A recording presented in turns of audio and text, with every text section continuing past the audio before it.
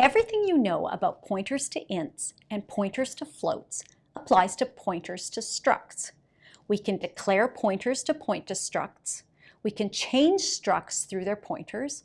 We can pass pointers to structs to functions, and then the functions can modify the structs.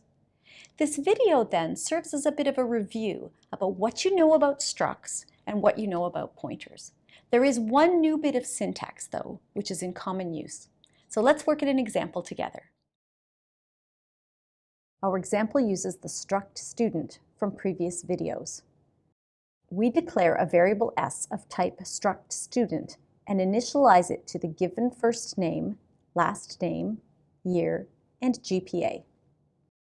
We also define a pointer p that will point to a struct student.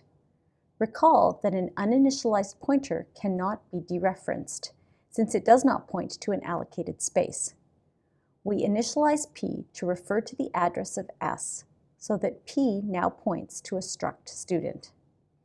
We now have two ways to access the members of s.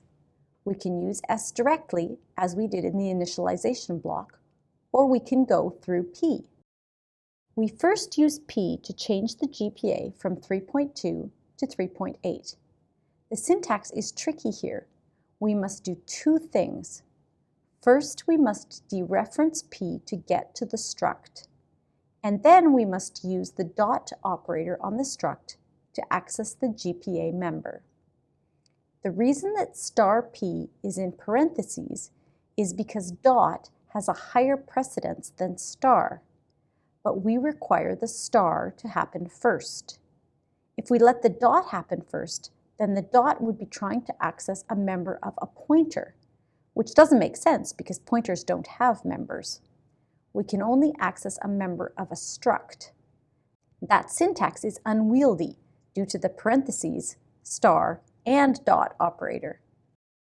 Fortunately, C has alternate syntax that makes it easier to refer to a member of a struct through a pointer.